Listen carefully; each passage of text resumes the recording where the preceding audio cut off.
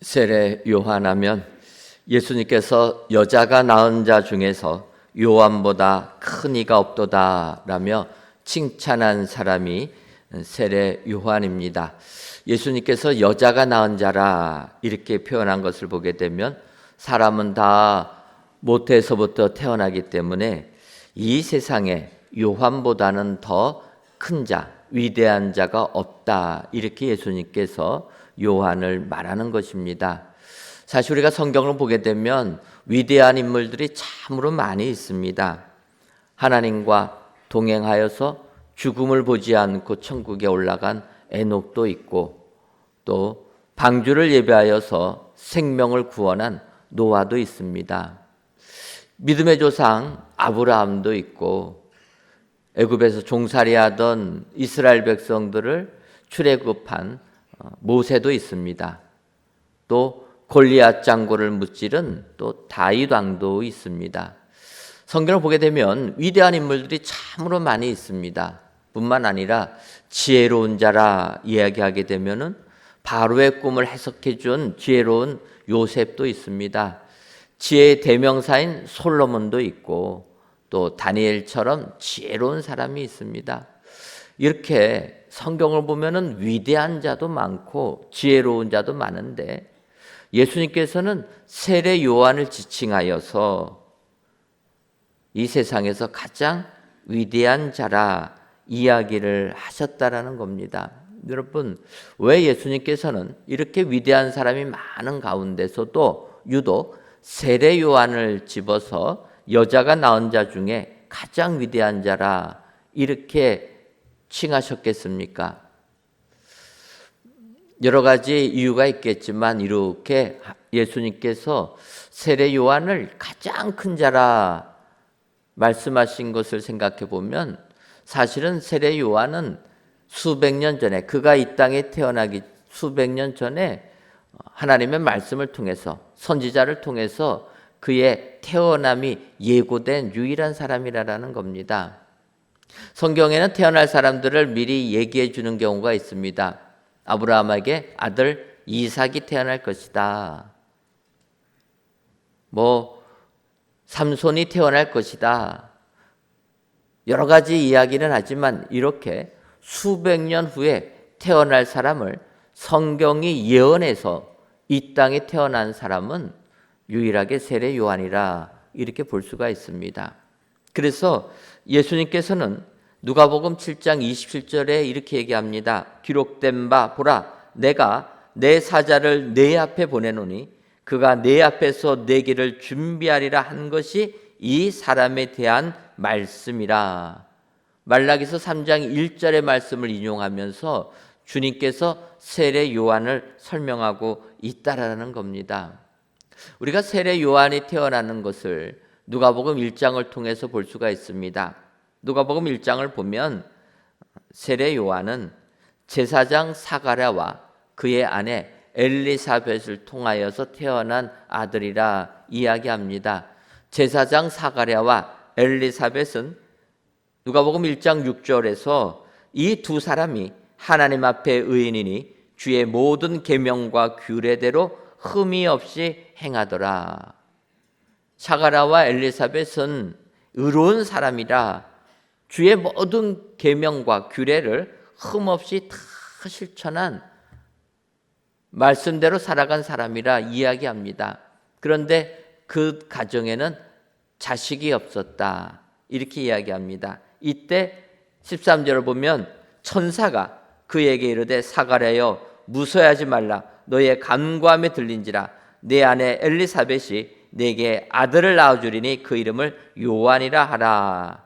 이렇게 이야기하면서 쭉 나가다 17절에 그가 또 엘리야의 심령과 능력으로 주 앞에 먼저 와서 아버지의 마음을 자식에게 거스르는 자를 의인의 슬기에 돌아오게 하고 주를 위하여 세운 백성을 준비하리라. 사가랴와 엘리사벳을 통하여서 세례 요한의 탄생을 가브리엘 천사가 고지해 주면서 하는 내용입니다. 이렇게 세례 요한은 말라기 선지자를 통하여 수백 년 전에 태어날 것이 예고된 사람이고, 또 태어날 당시에도 가브리엘 천사를 통하여서 태어날 것이 예고된 사람입니다. 그래서 이렇게 태어난 세례 요한은 아이가 자라며 심령이 강하여지며 이스라엘에게 나타날 때까지 빈들에 있었다. 이 빈들에 있었던 것이 무엇입니까? 이것이 이제 오늘 본문 마가복음 1장 6절을 말하는 겁니다. 그가 빈들에 있는데 요한은 낙타 털옷을 입고 허리에 가죽띠를 띠고 메뚜기와 석청을 먹으면서 거룩한 삶을, 그래서 주의 길을 예비하는 삶을 살았다 이야기하는 겁니다. 여러분, 우리가 세상 살면서 이 세상에서도 같이 살 수가 있지만 세례 요한은 광야에서 척박한 삶 속에서 메뚜기와 석청을 먹어가면서 주의 말씀을 연구하고 주의 말씀을 선포했다라는 겁니다. 그래서 그가 선포하는 것이 참으로 귀하다라는 겁니다. 여러분, 지금도 많은 사람들이 이야기들을 합니다. 그런데 그 사람의 삶을 보면 그 사람이 하는 이야기를 신뢰할 수가 있을 수가 있고 어떨 때는 신뢰를 못하는 겁니다. 그 사람이 지금까지 사는 삶이 신뢰할 만하지 못하면 어떠한 말을 해도 믿지 못하는 것 아닙니까? 그런데 세례 요한은 태어나면서부터 나시린으로 구별된 자로서 빈들에서 거룩하게 살았다라는 겁니다. 그의 삶을 보면 그가 얼마나 경건한 자인지 다 알 수 있는 것 아닙니까? 그런 자가 이제 7절 상반절을 보면 그가 전파하여 이르되, 예수님, 이 땅에 오실 예수님을 그런 자가 알려주고 있다라는 겁니다. 그래서 오늘 이 시간 저희들 예수님이 이 땅에 오심을 기다리는 이 대강절 기간에 이 세례 요한이 우리 예수님에 대해서 알려주는 말씀이 무엇인가 이 시간 살펴보고, 그런 예수님이 이 땅에 오심을 기대하시고 이 땅에 오심을 감사하시는 저와 여러분들 되시기를 주님의 이름으로 축원합니다. 그렇다면 세례 요한, 그가 전파하여 말한 예수님은 어떤 분이십니까? 먼저는 능력이 많으신 분이라 이렇게 이야기합니다. 마가복음 1장 7절을 보면 그가 전파하여 이르되 나보다 능력 많으신 이가 내 뒤에 오시나니 나는 굽혀 그의 신발끈을 풀기도 감당하지 못하겠노라. 이렇게 세례 요한이 이야기하는 겁니다. 예수님에 대해서 언급할 때 예수님은 능력 많으신 분이라 이렇게 이야기를 하는 겁니다. 사실은 여러분, 우리가 알듯이 세례 요한은 예수님보다 6개월 먼저 이 땅에 태어났습니다. 하지만 6개월 후에 태어난 예수님이 과연 그리스도인지 메시아인지 그도 사람이다 보니까 확신이 들지 않는 겁니다. 그러니까 성경을 보면은 그가 그의 제자 둘을 보내서 예수님께 질문을 합니다. 예수님, 당신이 오실 그이가 당신이오니까 우리가 다른 이를 기다리오리까 물어보는 겁니다. 그럼 당신이 메시아입니까? 그리스도이십니까? 세례 요한이 질문하는 겁니다. 그때 예수님께서 내가 메시아다 이렇게 말씀하지 않습니다.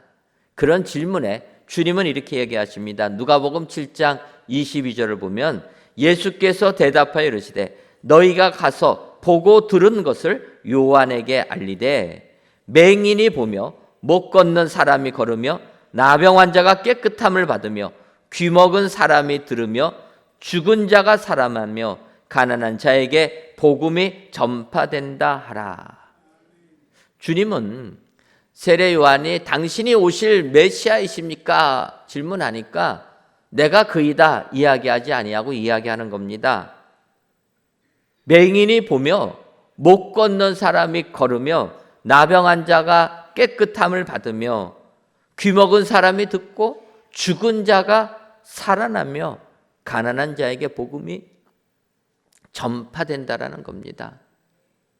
주님은 그의 능력을 세례 요한에게 알려주는 겁니다. 너가 말한 그대로 내 뒤에 오시는 이는 능력이 많으신 분이라 너가 외치지 않았느냐? 너가 선포한 그대로 나에게 이런 능력이 많다라는 것을 알려주셨다라는 겁니다. 여러분, 우리 예수님은 능력주인 줄 믿습니다. 능력이 많다라는 겁니다. 어떤 능력입니까? 주님이 하신 말씀입니다. 맹인이 보고 못 걷는 자가 걷고 나병한 자가 깨끗이 나음을 받고 죽은 자가 살아나는 것, 이런 능력주라는 겁니다. 이것을 믿을 때 우리에게도 동일한 은혜가 임하게 될 줄 믿습니다. 혹시라도 내가 육신의 질병으로 고통 한가운데 계신 분이라면 능력의 예수님을 믿으시기를 바랍니다. 예를 들면은 12해 동안 혈류증 걸린 여인이 있습니다. 성경을 보면 많은 의사들을 찾아갔지만 돈만 다 허비하고 병은 더 중하여졌다, 더 심해졌다라는 겁니다. 그때 그 여인이 예수님이 자기 곁을 지나간다라는 소식을 듣게 됩니다. 그때 그 여인의 마음이 있습니다. 주님이 오시면, 주님은 병든 자를 고쳐주셨다 소문을 들어서, 그러면 내가 예수님의 옷자락이라도 만들어야 되겠다 해서 걸어가시는 그 예수님, 사람 많은 가운데서 사람들의 옹의를 받으며 걸어가는 그 예수님의 옷자락을 붙잡았던 겁니다. 그때 지나가시는 예수님이 걸어가던 걸음을 멈추고 제자들에게 이야기하는 겁니다. 누가 나를 붙잡느냐? 그때 제자들이 하는 얘기입니다. 예수님, 사람들이 많았는데 누가 예수님 붙잡고 미는지 어떻게 합니까? 그때 주님이 하시는 말씀입니다. 누가복음 8장 46절을 보면 예수께서 이르시되 내게 손을 댄 자가 있도다. 이는 내게서 능력이 나간 줄 알미로다 하신대.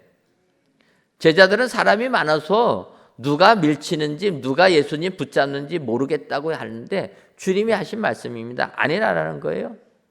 누가 의지를 가지고 내게 손을 댄 자가 있었다라는 겁니다. 왜냐하면 나에게 있는 능력이 그녀에게로 나갔기 때문이라. 그때 47절을 보면 여자가 스스로 숨기지 못할 줄 알고 떨며 나와 엎드려 그 손댄 이유와 곧 나은 것을 모든 사람 앞에서 말하니. 여러분, 그때 여인이 이야기하는 겁니다. 내가 예수님 옷자락만 붙잡아도 내 병이 나을 줄 알고 붙잡으니까 내 병이 나았습니다. 여러분, 이때 주님이 하시는 말씀입니다. 나의 능력이 나가는 것을 내가 알았다. 바꿔 말하면 여러분, 우리가 믿음으로 예수님 붙잡으면 능력 많으신 예수님의 그 능력이 우리에게 임하게 되는 줄 믿습니다.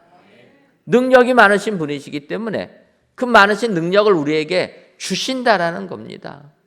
근데 사실 이 혈류증 걸린 여인이 낫게 되는 그 장면은 예수님이 그 목적이 아니었습니다. 우리가 아는 대로 성경을 보면 회당장 야이로의 외딸 12살 먹은 딸이 죽을 병에 걸리니까 회당장이 사람을 보내서 예수님에게 부탁하는 겁니다. 예수님, 내 딸이 중병에 걸렸으니 우리 집에 좀 오셔서 내 딸을 고쳐주옵소서.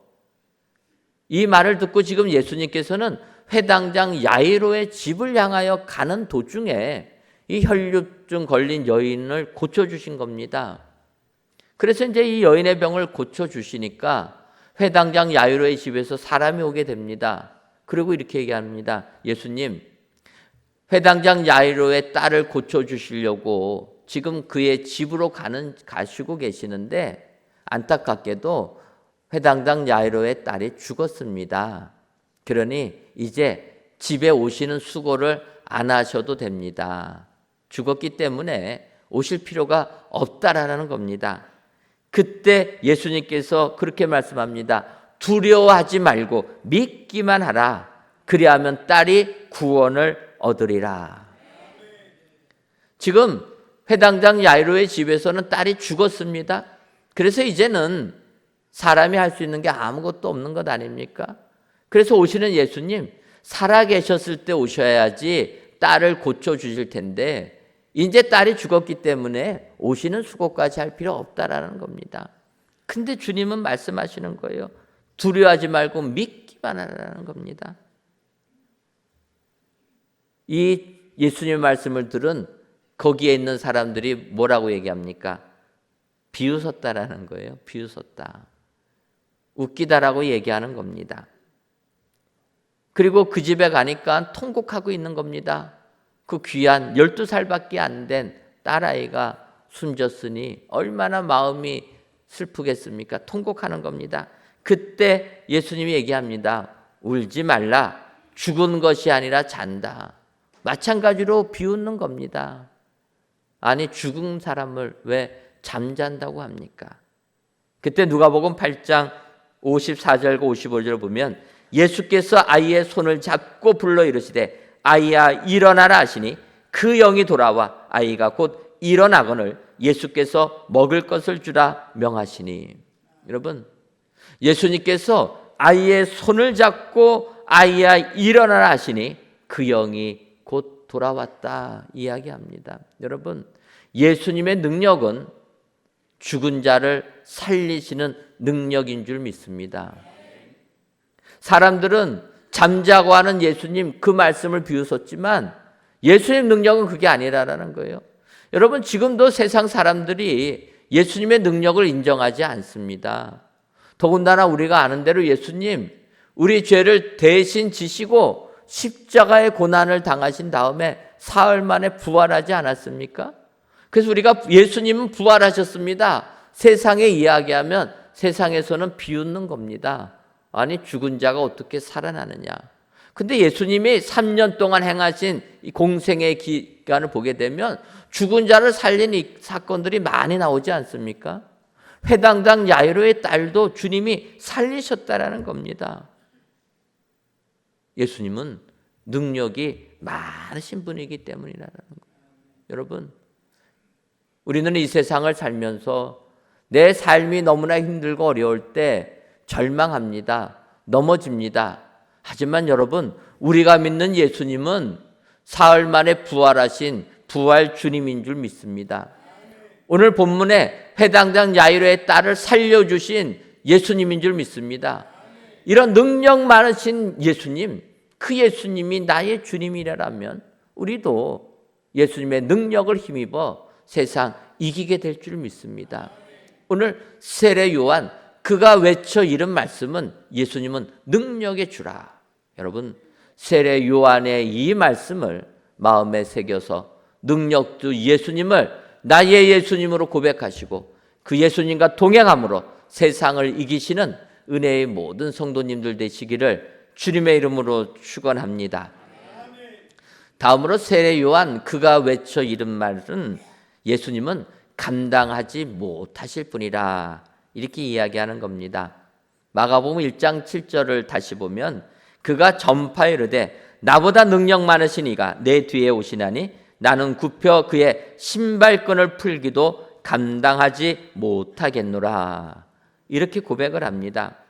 이 세상에서 여자가 낳은 자 중에서 가장 큰 자라고 칭함받는 세례 요한이 예수님께서 이 땅에 오실 때는 나는 굽혀서 그의 신발끈을 푸는 것조차도 노예가 하는 것조차도 감당하지 못하겠다 이야기하는 겁니다. 여러분, 우리 예수님은 세례 요한도 감당하지 못했는데 우리가 감당할 수 있겠습니까? 여러분, 예수님이 이 땅에 오셔서 천국 복음을 증거하시고 이 땅에 하나님의 나라를 선포하시고 하나님의 일을 행할 때 이 땅에 있는 대부분의 사람들은 감당하지 못한 겁니다. 그 당시 기득권자였던 사두개인, 바리새인들, 제사장들 예수님 오히려 신란하고 비난하고 결국 그들이 예수님을 십자가에 못 박은 것 아닙니까? 예수님이 이 땅에 왔을 때 세상은 예수님을 감당하지 못하는 겁니다. 왜 그렇습니까? 여러분, 세상은 기득권 속에 살 수밖에 없는 게 세상이라는 거예요. 우리가 대한민국에 태어나면은 대한민국 사람으로 살 수밖에 없는 것 아닙니까? 미국에서 태어났으면 미국 사람으로 사는 것이고 중국에서 태어났으면 중국 사람으로 사는 겁니다. 태어나고 나서 보니까 이 땅이 이렇게 돌아가니까 거기에 순응하고 사는 게 사람들 아닙니까? 그래서 우리는 이 땅의 제조들을 바꾸는 게 쉽지가 않습니다. 이 땅의 사상과 이 땅의 풍토를 바꾸는 거 쉽지가 않다라는 거예요. 요즘 도회지 생활이 참 어렵다 보니까 많은 사람들이, 남자들이 은퇴하면은 시골 가서 살려고 합니다. 가장 인기 있는 프로그램이 자연인이다. 네. 제가 그런 프로그램이 유명하다고 하는 것 아닙니까? 다 시골 가서 살려고 하는 거예요. 귀촌합니다. 그런데 요즘에 뭐라고 얘기합니까? 귀촌하려고 갔다가 포기하고 돌아온다라는 거예요. 왜 돌아옵니까? 이분들이 이제 어렸을 때 고향에 살다가 도심으로 오지 않습니까?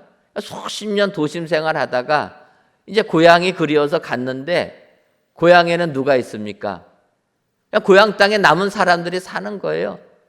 도시에서 산 사람하고는 수십 년 떨어져 있다가 온 겁니다. 수십 년 만에 고향 오니까 문화가 다른 겁니다. 그들의 생각이 다른 겁니다. 이 사람은 도심에서 사는 게 익숙해서 그렇게 사니까 시골에서 어떻게 됩니까? 외톨이가 되는 거예요. 적응을 못하는 겁니다. 그래서 결국 다시 도시로 오는 것 아닙니까? 조그마한 시골 마을도 기득권이 있다라는 거예요. 인간이 사는 세상은 다 이렇다라는 겁니다. 그런데 예수님은 그거를 깨트리러 오신 분 아닙니까? 우리의 생각 넘어 우리 주님은 오셨다라는 거예요. 그래서 세상에서는 비난할지라도 세상은 감당 못하니까 핍박하는 것 아닙니까? 더군다나 예수님께서 이 세상에 오셔서 8일 만에 할례를 받으러 성전에 들어가게 됩니다. 그때 이스라엘의 위로를 기다리던 시몬인 사람이 할례 받으러 온 예수님을 안고 하나님을 찬송하면서 고백을 합니다. 이것이 누가복음 2장 34절 하반절과 35절에 나옵니다. 보라, 이는 이스라엘 중 많은 사람을 패하거나 흥하게 하며 비방을 받을 표적이 되기 위하여 세움을 받고 또 칼이 내 마음을 찌르듯 하리니 이는 여러 사람의 마음의 생각을 드러내려 함이니라.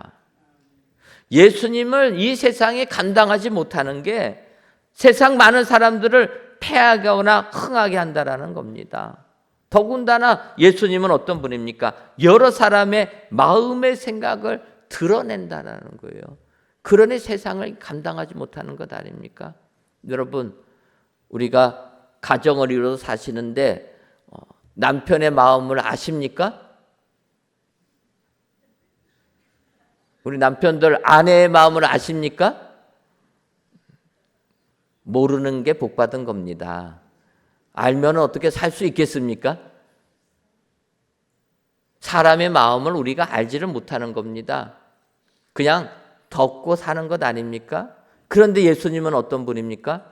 그 생각을 다 아신다라는 거예요. 그러니 세상이 감당하지 못하는 겁니다. 여러분, 우리들의 마음이 얼마나 더러웁니까? 그걸 예수님이 다 아시고 이야기하는데 감당이 되겠습니까? 모르면은 넘어갈 수 있는데 주님이 다 아신다라는 거예요. 세상은 그래서 예수님을 감당하지 못한다라는 겁니다. 예를 들면 누가복음 6장을 보게 되면 한 손 마른 사람이 등장합니다. 그때 7절과 8절에 서기관과 바리새인들이 예수를 고발할 증거를 찾으려 하여 안식일에 병을 고치시는가 엿보니 예수께서 그들의 생각을 아시고 손 마른 사람에게 이르되 일어나 한가운데 서라 하시니 그가 일어나 서거늘. 여러분, 그 당시 기득권자인 서기관과 바리새인들이 예수님을 따르려고 하는 게 아니라 고발할 증거를 찾겠다고 안식일에 병을 고치는가 보기 위하여서 한 손 오른손 마른 사람을 보고 있었다라는 겁니다. 그때 예수님은 그들의 생각을 다 아셨다라는 거예요. 그래서 예수님 어떻게 하십니까? 9절과 10절을 보면 예수께서 그들에게 이르되 내가 너희에게 묻노니 안식일에 선을 행하는 것과 악을 행하는 것, 생명을 구하는 것과 죽이는 것 어느 것이 옳으냐 하시며 무리를 둘러보시고 그 사람에게 이르시되 내 손을 내밀라 하시니 그가 그리함에 그 손이 회복된지라. 여러분, 주님은 그 당시의 기득권자들, 예수님을 어떻게 하든지 고발할까 고발거리 찾고 있는 그들을 향하여서 보란 듯이 그들의 생각 다 아시고 안식일에 한 손 마른 자의 손을 고쳐주시는 겁니다. 그러니 그들이 감당할 수 있겠습니까? 감당 못하니까 예수님을 십자가에 못 박아버렸다는 겁니다. 여러분, 세례 요한이 이 땅에 오실 예수님을 선포하는 겁니다. 사람이 감당하지 못한다. 여러분, 그러므로 우리는 세례 요한이 선포한 예수님을 생각하며 우리의 생각을 내려놔야 될 줄 믿습니다. 우리의 고정적인 생각을 가지고 있는 한 우리 예수님 우리가 감당하지 못하는 겁니다. 우리가 내 뜻, 내 생각 다 내려놓고 주님을 받아들일 때 우리는 주의 모습을 배우는, 주님을 따르는 참 제자들이 다 되게 될 줄 믿습니다. 오늘도 세례 요한이 선포한 우리 예수님은 감당하지 못하실 분이라 기억하시고 우리 주님의 오심을 기뻐하시는 저와 여러분들 되시기를 바랍니다. 마지막으로 세례 요한, 그가 외친 우리 예수님은 성령 세례를 베푸시는 분이라 이렇게 말씀하고 있습니다. 오늘 보면 마가복음 1장 8절을 보면 나는 너희에게 물로 세례를 베풀었거니와 그는 너희에게 성령으로 세례를 베푸시리라. 여러분, 예수님은 우리에게 성령으로 세례를 베풀어 주시는 분인 줄 믿습니다. 근데 사실 우리가 성경을 보면 예수님이 이 땅에 오셔서 세례를 베푸실 때는 물 세례를 베푸셨습니다. 성령 세례를 안 베푸신 거예요. 세례 요한은 예수님은 성령 세례를 베풀어 주신다고 이야기합니다. 그런데 그것은 예수님이 영광을 받으신 후에 일어나게 되는 겁니다. 우리가 아는 대로 요한복음 7장을 보면은 예수님께서 외치십니다. 명절 끝날에 누구든지 나를 믿는 자는 성경의 이름과 같이 그 배에서 생수의 강이 흘러나리라. 여러분, 주님이 외치신 말씀입니다. 근데 그 다음에 얘기하는 겁니다. 주님이 외치신 그 배에서 생수의 강이 흘러 넘칠 것이다. 이 생수는 성령을 지칭하는 것이다 이야기합니다. 우리에게 성령이 넘쳐날 것을 이야기하는 거예요. 그런데 예수님께서 아직 영광을 받지 아니하셨기 때문에 지금 일어나지는 않았다 이야기하는 겁니다. 바꿔 말하면 이 성령 세례가 임하는 것은 예수님께서 승천하신 이후에 이 땅에 임하게 되는 겁니다. 우리가 아는 대로 사도행전 1장 5절 부활하시고 승천하실 때 마지막으로 제자들에게 하시는 말씀 아닙니까? 그 5절을 보면 요한은 물로 세례를 베풀었으나 너희는 몇 날이 못되어 성령으로 세례를 받으리라 하셨느니라. 예수님이 승천하시면서 하신 말씀입니다. 너희는 몇 날이 못돼서 성령으로 세례를 받을 것이라. 그 말씀 그대로 주의 제자들 120명의 성도들이 다락방에서 기도할 때 성령님이 임하신 것 아닙니까? 성령 세례를 받게 되는 겁니다. 그래서 그들이 방언을 하고 거룩한 삶을 살게 되었다라는 겁니다. 그래서 우리가 잘 아는 대로 지금도 많은 교회들이 초대교회를 본받자 얘기하는 것 아닙니까? 어떤 내용입니까? 성령 세례를 받은 그들의 모습을 배우자라는 겁니다. 그게 사도행전 2장 46절과 47절에 이야기하는 겁니다. 날마다 마음을 같이하여 성전에 모이기를 힘쓰고 집에서 떡을 떼며 기쁨과 순전한 마음으로 음식을 먹고 하나님을 찬미하며 또 온 백성에게 칭송을 받으니 주께서 구원받는 사람을 날마다 더하게 하시니라. 여러분, 주님이 약속하신 그대로 성령 세례를 베풀어 주시는 예수님이 우리에게 성령 세례를 베풀어 주실 때 이런 역사가 임한다라는 겁니다. 날마다 마음을 같이하여 성전에 모이기를 힘쓰는 자가 된다라는 겁니다. 여러분, 오늘도 저희가 주일을 맞이하여 이렇게 많은 성도님들이 예배당에 나와서 하나님께 예배드리는 것 아닙니까? 이런 자들은 다 성령 세례를 받았다라는 겁니다.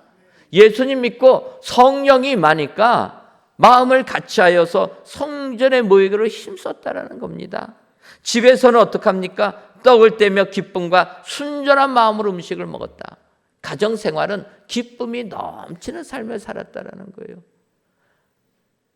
요즘에 많은 성도들이 성전 안에서 교회 생활은 거룩한데 가정생활에 문제가 있는 것 아닙니까?